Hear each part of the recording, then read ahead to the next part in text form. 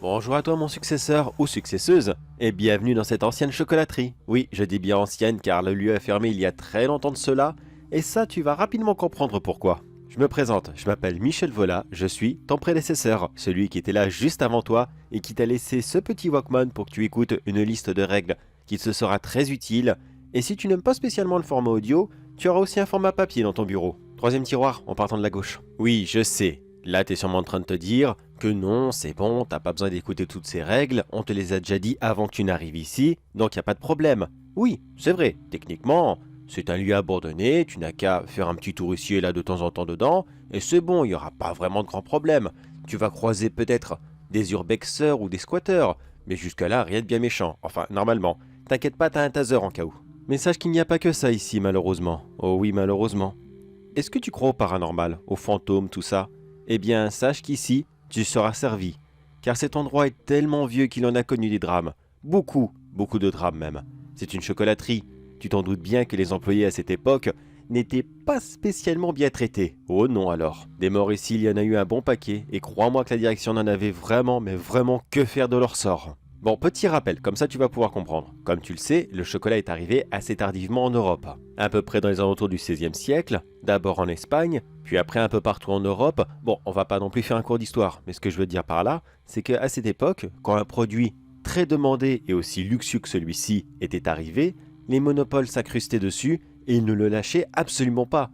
Alors tu vas comprendre pourquoi il y avait tant de mauvais traitements ici. Et surtout, pourquoi est-ce que ces traitements étaient si cruels pour certains, alors que normalement, aujourd'hui, ça serait complètement impossible de faire ça. Beaucoup des malchanceux que tu vas croiser dans ce lieu ne sont pas morts hier, ni même avant-hier. Ils sont là depuis des siècles et ils ne sont pas prêts de partir. Excuse-moi si je te fais peur, mais crois-moi que ta première soirée de garde ici, tu vas t'en souvenir très longtemps. Alors comme je te le disais plus tôt, je t'ai prévu une petite liste de règles que si tu suis à la lettre, normalement, tout se passera bien, normalement. Après, il y a quelques petits problèmes avec cette liste. Elle n'est peut-être pas totalement à jour. Je dis bien peut-être, car moi, je ne suis resté qu'une semaine ici. Je n'ai peut-être pas eu le temps de voir tous les monstres et les fantômes qui peuvent apparaître ici. Donc si tu en vois et que moi je ne connais pas, est-ce que tu peux mettre la liste à jour s'il te plaît? Merci. Il faut penser au successeur. Ce que je te propose, c'est que tu te poses tranquillement dans ton bureau, on lit d'abord la liste ensemble, après tu prévois ton itinéraire et surtout, tu seras plein de courage pour pouvoir affronter ces fantômes. Ou alors, tu peux aussi prendre la liste avec toi et la découvrir au fur et à mesure. Ça, je te le déconseille. Mais tu fais comme tu veux. Ça y est, t'es prêt? Alors allons-y. Règle numéro 0. Oui, je dis bien 0. Car celle-ci, elle n'est pas toujours là. En fait, il n'est pas toujours là. Alors qui sait? Il s'agit d'un ancien contrôleur de chocolat qui était là uniquement pour les moments de fête. Et bien sûr, les fêtes où on mange beaucoup de chocolat. La Saint-Valentin, Pâques et Noël. Alors si tu ne tombes pas à ce moment-là, laisse tomber, tu le verras pas. Et si tu es arrivé à ce moment précis, tu n'as pas de chance malheureusement. Moi je suis arrivé au moment de Noël, c'est pour ça que je l'ai vu. Eh bien il s'agit d'un contrôleur qui sera là pour contrôler la qualité du chocolat, tout simplement.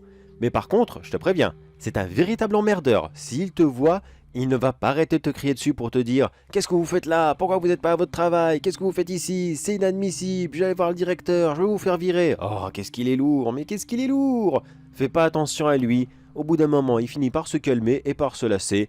Donc tu continues ta route et puis voilà, tu le laisseras les yeux cons. Oui, ça peut être un peu rigolo de le voir râler comme ça, mais n'oublie pas qu'il est là uniquement pour les moments de fête, et surtout qu'il n'est vraiment, mais vraiment pas dangereux. Alors si tu veux le voir, repose-tu ici lorsque ça sera les fêtes.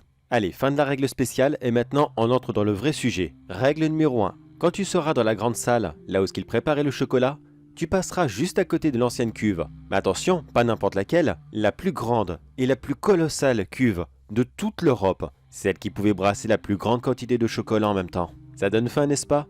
Eh bien sache que tu n'as pas été le premier à ressentir cela, parce que malheureusement, moult personnes sont déjà tombées dedans, et à cette époque, l'inspection du travail, c'était pas vraiment ça en fait. Quand quelqu'un tombait, on disait juste « Bon, c'est pas grave, c'est un accident ». Et quand le peu d'inspecteurs de l'hygiène qu'il y avait à cette époque passaient à ce moment-là, on leur filait une petite liasse d'argent, et hop, ils regardaient ailleurs, tout simplement. Oui, tu as très bien compris ce que je veux dire. Nos ancêtres, les tiens, les miens et ceux de monsieur et madame tout le monde, ont probablement mangé des tablettes de chocolat qui contenaient quelques pourcentages de monsieur. Et oui, à cette époque, quand il disait recette secrète, c'est sûr et certain qu'on pouvait pas deviner tous les ingrédients. C'était impossible. Alors, règle numéro 1, quand tu passeras à côté de cette cuve, essaye de ne pas écouter les cris de souffrance et de supplication que tu entendras.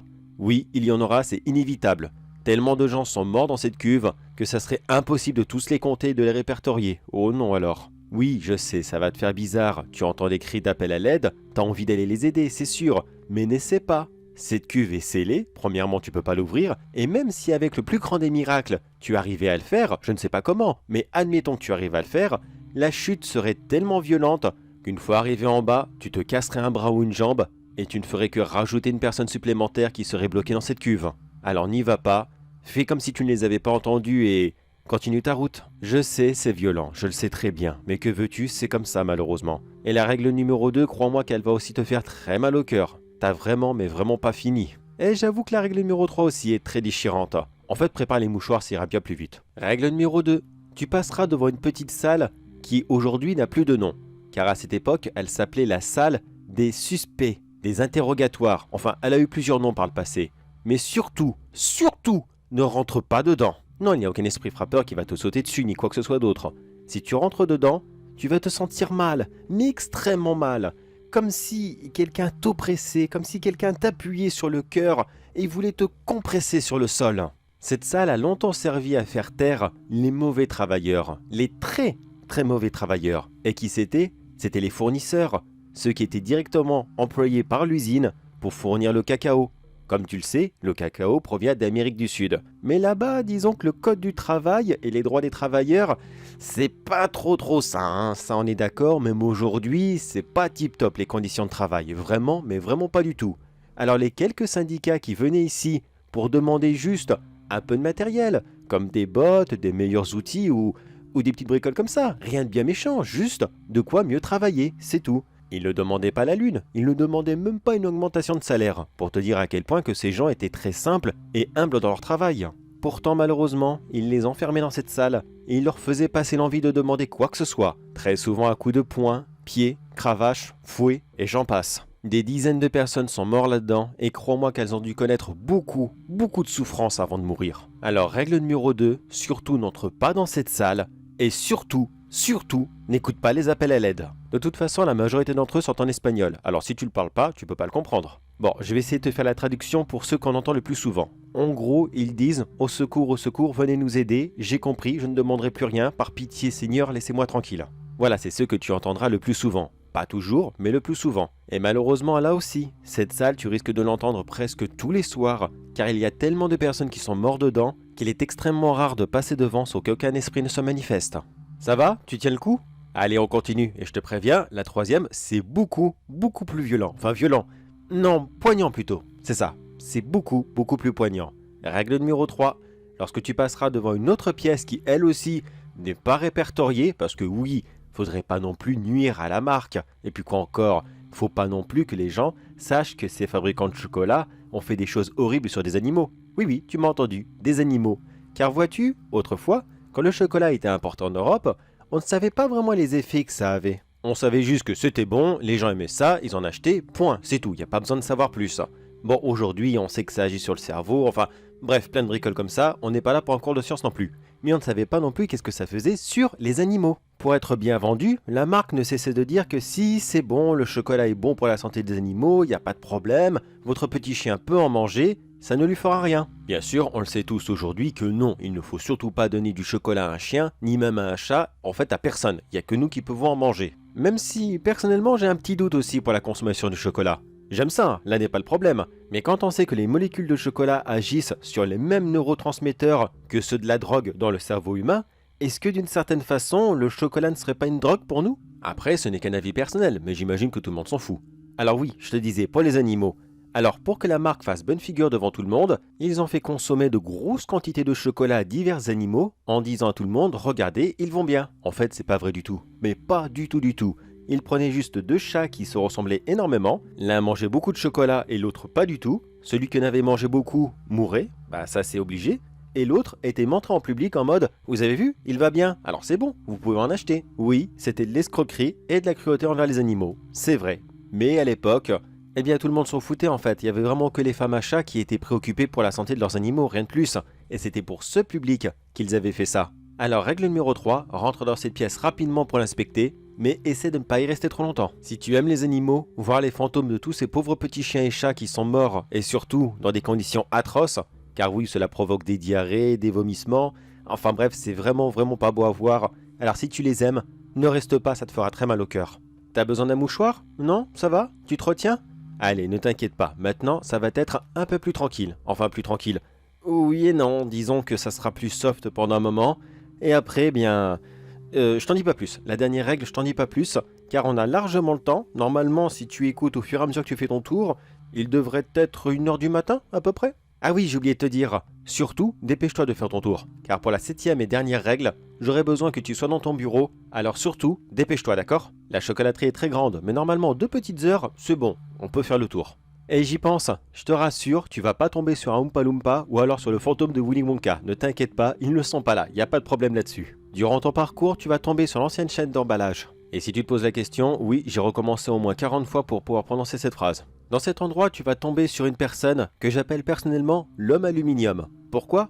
Il y a très longtemps, les emballages de chocolat n'étaient vraiment, mais vraiment pas comme ceux que tu connais actuellement. Non, à cette époque, c'était simplement une couche d'aluminium, oui, d'aluminium. Aujourd'hui, c'est un mélange de feuilles d'aluminium, de feuilles de papier, qui recouvre bien le chocolat pour pas qu'on s'empoisonne, enfin, tu connais le système. Mais à cette époque, c'était une banale feuille d'aluminium qui recouvrait le chocolat, puis voilà basta. Après, il recouvrait pas le packaging, et puis c'est bon.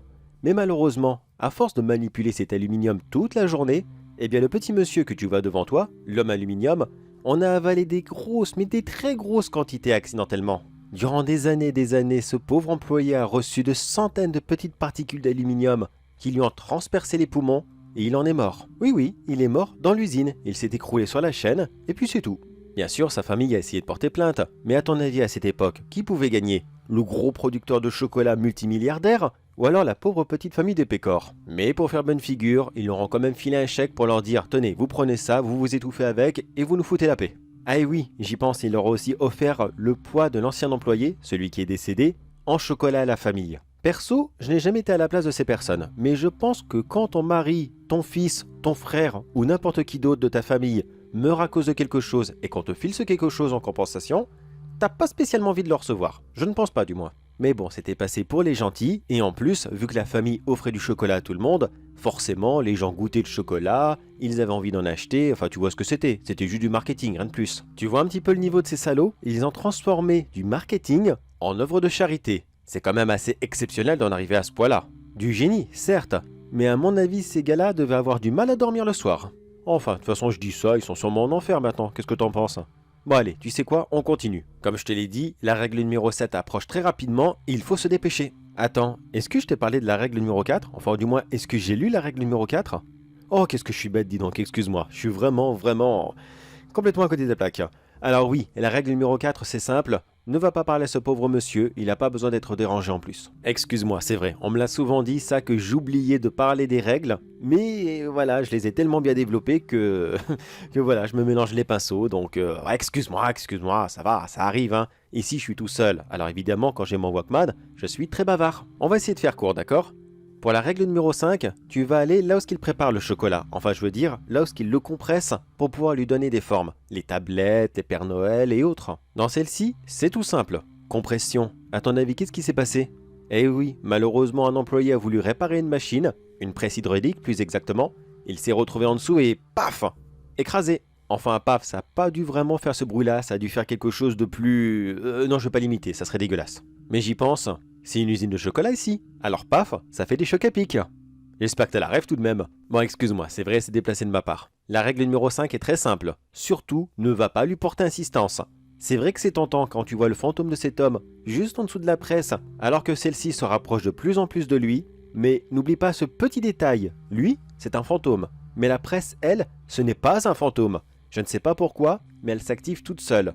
Si tu essayes de lui porter insistance, premièrement, tu peux pas, parce que forcément ton bras va passer à travers, mais lui, ton bras, eh bien, il va peut-être finir écrasé lui aussi. Comment je le sais? J'ai déjà fait le test une fois, j'ai balancé un bout de bois dedans et j'ai regardé ce qui se passait, il a fini en copeaux.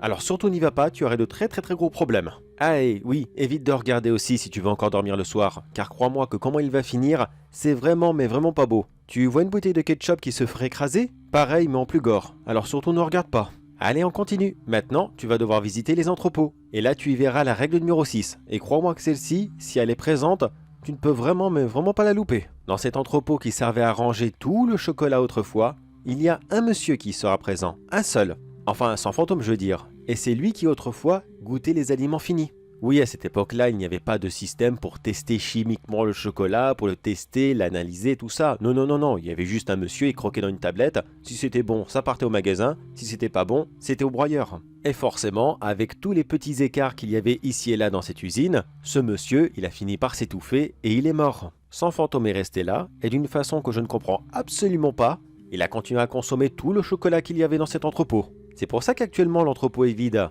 Quand l'entreprise est partie, ils ont tout laissé sur place. Mais le fantôme, lui, il a continué à tout dévorer jusqu'à ce qu'il n'y ait plus le moindre gramme de chocolat. Et s'il est présent sur place, tu verras qu'il est énorme et qu'il est encore très fin. Alors règle numéro 6, surtout, tu ne t'approches pas de lui.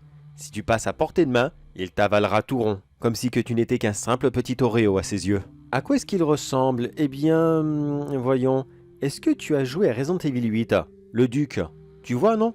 Eh bien, c'est à peu près pareil, plus ou moins. Alors nous sommes d'accord, tu ne t'en approches pas et tout se passera bien. De toute façon, dès que tu ouvriras la porte, tu sauras qu'il est là. Premièrement, il est très grand, donc ça se voit. Et même s'il se cache dans le noir, ne t'inquiète pas, tu entendras son ventre gargouiller ou alors sa bouche faire des petits bruits de bave. Il ne peut pas s'empêcher, dès qu'il voit de la nourriture, il en salive d'avance. Et ça je le sais, je l'ai vu gober un SDF devant moi. C'est une triste histoire et je te la raconterai peut-être plus tard. Bien sûr que moi aussi j'ai mes petits secrets. Comment est-ce que tu crois que je teste tout au fur et à mesure? Et surtout que ce lieu, c'est pas le premier que je rencontre, loin de là même. J'ai mes squelettes dans le placard et parfois ceux-ci sont très lourds à porter. Mais bon, on va se dépêcher car la règle numéro 7 va bientôt commencer. Pour celle-ci, c'est très simple. Tu cours jusqu'à ton bureau. Tu cours, maintenant! Comme je te l'ai dit, tu n'as besoin de faire qu'une seule fois le tour de la chocolaterie tous les soirs. Une seule. Alors tu retournes à ton bureau, tu t'enfermes et surtout, tu attends jusqu'au lendemain matin. Pourquoi? Eh bien simplement que malheureusement, ce lieu a eu tellement de malheur, tellement de souffrance, tellement de peine, de corruption, de malice, enfin bref, tous les défauts du monde se sont regroupés ici, et même la luxure. Mais ça vaut mieux pas que tu saches, car sinon tu mangerais plus jamais de chocolat de ta vie. Bon d'accord, si t'es curieux, écoute, parfois dans le temps, il y a longtemps bien sûr, il y a très longtemps, avant l'invention du chocolat au lait, parfois ça arrivait peut-être que certains consommateurs tombent sur une petite couche de blanc dans leur gâteau, mais le chocolat au lait n'existait pas. Est-ce que tu as compris? J'espère que oui. Enfin bref, il y a tellement eu de souffrance ici qu'une créature gigantesque va bientôt apparaître. De quoi il s'agit? Eh bien, c'est un démon de la souffrance. Ces créatures sont attirées par les lieux qui ont été les pires endroits sur Terre, et ils se nourrissent de cette souffrance qui ne cesse de revenir tous les soirs. Surtout, ne la croise jamais, car sinon tu seras réduit en charpie. Je te rassure, elle viendra pas jusqu'à ton bureau. Non, ça elle le fait jamais, elle reste surtout dans la grande salle. Mais parfois, ces sous-fifres, ces petits larbins si tu préfères, eux, ils peuvent venir jusqu'à toi. Et malheureusement, la porte de ton bureau n'est pas très résistante. Si tu t'enfermes à clé et qu'ils ne t'ont pas remarqué, ils vont juste essayer de l'ouvrir. Ça ne marche pas, ils vont repartir. Mais par contre, s'ils savent que tu es là, il y a de grandes chances qu'ils essayent de la défoncer, et il ne leur faudra pas longtemps pour. Malheureusement, moi, je n'arrête pas de faire du bruit depuis tout à l'heure. Je n'ai pas le choix, faut bien que je te raconte les règles. Et comme tu l'entends là tout de suite, l'un d'entre eux sait que je suis là, alors j'ai du souci à me faire. Tu m'attends 2 petites secondes s'il te plaît? J'en ai pas pour longtemps. Voilà, ça c'est fait. Oui, tu as une arme pour te défendre. Pourquoi je t'en ai pas parlé depuis le début? Eh bien, je savais pas vraiment si je pouvais te le dire, de peur que tu t'acharnes sur quelqu'un qui pourrait squatter. Faut pas non plus attaquer les vivants, ça serait pas gentil. Alors cette arme est sous le bureau, tu verras, elle y est toujours. Si tu en as besoin contre ces créatures, n'hésite pas à t'en servir, mais n'explose pas la porte non plus. Ce que tu fais, tu ouvres la porte, les créatures seront un peu surprises et elles vont reculer. C'est à ce moment-là que tu leur tires dessus, tout simplement. Et voilà mon successeur ou successeuse. Tu as survécu à ta première nuit. Si tu fais exactement comme je te l'ai dit, normalement, tout va bien se passer. Normalement bien sûr, car comme je te l'ai dit, il y a peut-être des fantômes, monstres ou je ne sais quoi, que toi tu vas voir que moi je n'avais pas vu auparavant. Donc n'oublie pas de mettre la liste à jour s'il te plaît. Et je te rassure, tous les monstres et les fantômes ne vont pas tous apparaître la même nuit. Mais non, ils peuvent pas, sinon t'imagines le bordel que ça serait. Comme tu l'as remarqué, beaucoup d'entre eux ne sont pas agressifs. Il faut juste savoir comment bien interagir avec eux, rien de plus. C'est un boulot de patience, de grosse patience même. Mais écoute mon successeur ou successeuse. Certes, ici tu peux mourir. C'est vrai, tu peux mourir chaque nuit, c'est un boulot très dangereux. Alors si tu désires partir, il n'y a pas de problème. Le propriétaire sait très bien ce qu'il se passe ici, il ne t'en tiendra pas rigueur, il n'y a pas de problème là-dessus. Pareil, si tu veux m'appeler pour me poser la moindre question, il n'y a pas de problème, mon numéro de téléphone est sur la liste.